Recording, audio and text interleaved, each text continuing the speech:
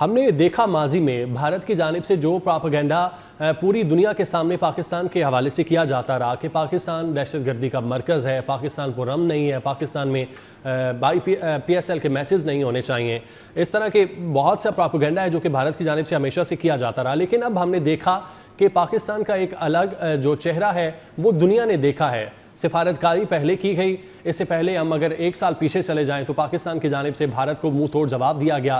اب سفارتکاری کے میدان میں پاکستان کی جانب سے جو کامیابیاں حاصل کی گئی ہیں، اس کے بعد امریکی وفد کا پاکستان میں آنا 20 سالوں کے بعد، آپ کیسے دیکھتے ہیں پاکستان کی یہ کامیابیاں؟ بہت شکریہ احسن. میں سمجھتا ہوں کہ پوری قوم پاکستان کی جو ہے وہ آج جوبیلنٹ ہے، خوشی دیدنی ہے، اور پوری قوم کو اس کی مبارک ہو. پاکستان نے وہ کر دکھایا جو دنیا میں اس وقت کسی ملک کے بس کا کام نہیں تھا.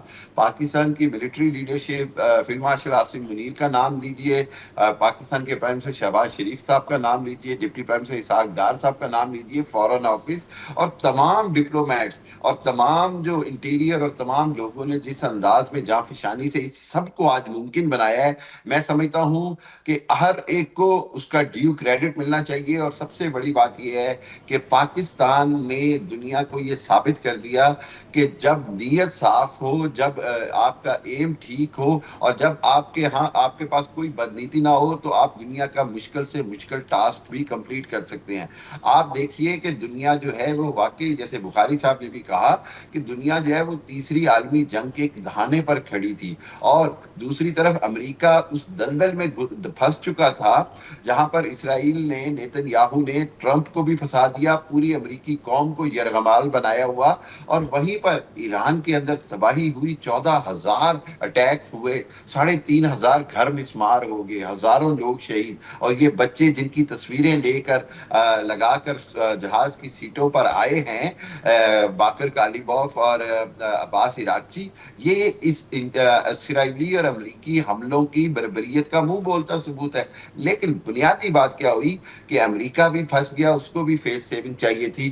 دنیا پوری جو ہے وہ ایک ایسے معاشی بحران میں مبتلا ہو گئی جو سیکنڈ ورلڈ وار کے بعد سب سے بڑا بحران بننے جا رہا تھا.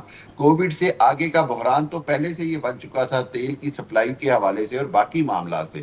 یہاں پر پاکستان نے نہ صرف اپنے دشمنوں کا جس کو کہتے ہیں کہ شرمندہ کیا، ان کے دانت کھٹے کیے، اس کے ساتھ ساتھ ان کے ہاں جو صفِ ماتم بچھی ہے مودی کی، وہ اس زائنسٹ لابی کی شکست ہے جو اسرائیل اور انڈیا کی مل کر پوری دنیا کو یرغمال بنانے کی کوشش ہے، پوری دنیا کو تباہی کے کنارے لانے کی کوشش تھی. جس طرح مودی نے پاکستان کے خلاف مئی میں ایک جارحیت کی اور اس کا ہم نے منہ توڑ جواب دیا. اس کے بعد اس نے افغانستان میں جو کیا ہوا ہے اپنی ٹی ٹی پی کی شکل میں، ہم نے ان کا بھی کلا کما کیا. پاکستان اور پاکستان کی ملٹری، پاکستان کے ادارے ایک ہی وقت میں چومکھی لڑائی لڑ رہے ہیں. ایک طرف سے ہم انڈیا کے پراپیگنڈا اور انڈیا کی جو مائٹ ہے اس کو ہم نے مٹی میں ملایا، دوسری طرف ہم نے افغانستان کو ہوش دلائی. میں یہ صاف کہتا ہوں کہ بھئی وہ جو انڈیا کے وہ بن گئے تھے ایجنٹس، ان کو ہم نے مزہ چکھا دیا کہ پاکستان اپنے ہمسایوں سے اچھی طرح نپٹنا بھی جانتا ہے اگر کوئی ہمارے ہاں دہشت گردی لائے گا. ڈاکٹر حامد، میں معافی چاہتا ہوں، آپ کی بات کاٹ رہا ہوں. میں سلیم بخاری آپ سے مخاطب ہوں. میں آپ سے یہ جاننا چاہوں گا کہ اسٹیج تو اسلام آباد میں اب سیٹ ہے، اور یوں لگتا ہے کہ کچھ نہ کچھ پیش رفت جو ہے وہ ہوگی جس سے مشرق وسطیٰ کا خطہ جو ہے وہ آگ کی لپیٹ میں ہے، اس سے نجات اس کو مل سکے گی. میں آپ سے یہ پوچھنا چاہوں گا کہ جو 3 سب سے بڑے سینسٹیو ایشوز ہیں امریکہ اور ایران کے بیچ، ایک آبنائے ہرمز کا ہے، دوسرا ان کی جو یورینیم افسودگی کا ہے، اور تیسرا جو ہے ان کا میزائل سسٹم کا ہے. آپ سمجھتے ہیں کہ یہ مذاکرات جو ہیں اس سمت میں بھی رخ اختیار کریں گے اور اس کے اوپر بھی کوئی بنیادی انڈرسٹینڈنگ جو ہے وہ ہو جائے گی؟ سلیم بخاری صاحب، بالکل بڑا امپورٹنٹ کویسچن ہے. سب سے اہم بات یہ ہے کہ مذاکرات کا طریقہ کار جب طے ہوگا تو اس کے اندر سب سے امپورٹنٹ چیز یہی ہے کہ دونوں طرف سے پاکستان کی کوشش ہوگی کہ ان کو اس پر قائل کیا جائے کہ آپ کی طرف سے فلیکسیبلٹی کا ہونا بڑا ضروری ہے. آپ کو یاد ہوگا جب دوحہ مذاکرات ہوتے ہیں یا کہیں پر بھی مذاکرات ہوئے تاریخی طور پر، افغانستان کے ہوں یا رشیا کے ہوں یا دوسرے وہاں، تو دونوں فریقین کے لیے اپنے اپنی ہائیسٹ ڈیمانڈز کے اوپر تو وہ ہیں، لیکن وہاں پر دونوں کو فلیکسیبلٹی دکھانا ہوگی. کہیں پر یقینی طور پر ایران کو اپنے یورینیم افسودگی کے حوالے سے फ्लेक्सिबिलिटी दिखाना होगी ताकि दुनिया को भी सेटिस्फाई किया जा सके, और ये बात भी कि जो दुनिया के अंदर जो ईरान की जो न्यूक्लियर उसकी जो प्रोग्राम है उसके हवाले से जो तहफ़्फ़ुज़ात है उसको दूर किया जाए। दूसरी बात यह है कि ईरान का जो बड़ा जायज़ मुतालबा है कि जी उसकी जो मिसाइल टेक्नोलॉजी है वो डेटरेंस है, और उसके बगैर वो बिल्कुल निहत्ता हो जाएगा। वो उसी तरह जिसको अंग्रेजी में कहते हैं वल्नरेबल हो जाएगा, जैसे अरब ममालिक हो गए कि उनके पास अपना कोई दिफा नहीं था और अमरीकी अड्डे उनका दिफा नहीं कर सके बल्कि वबाले जान बन गए, और वो जो हैं वो एक तरह से बहुत ही बेबसी की सिचुएशन में आ गए। तो ईरान मिसाइल प्रोग्राम के ऊपर मेरा नहीं ख्याल कि कंप्रोमाइज करेगा।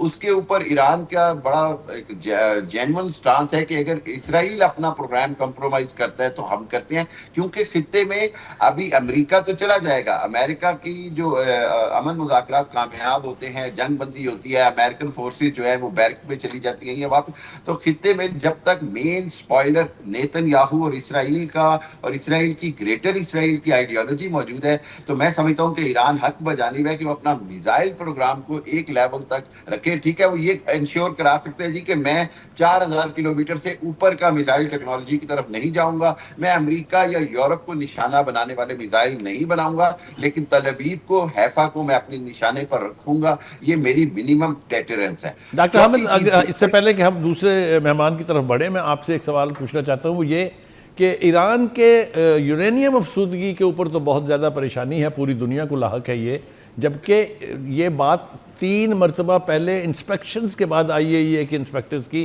साबित हो चुकी कि कोई शायबा तक नहीं है कि ईरान एटम बम बनाना चाहता है, लेकिन इसराइल बना के बैठा हुआ है, उसके ऊपर किसी की ज़बान से एक लफ्ज़ नहीं निकलता। इस डुअलिटी को, इस मुनाफिकत के रवैये को आप क्या कहेंगे?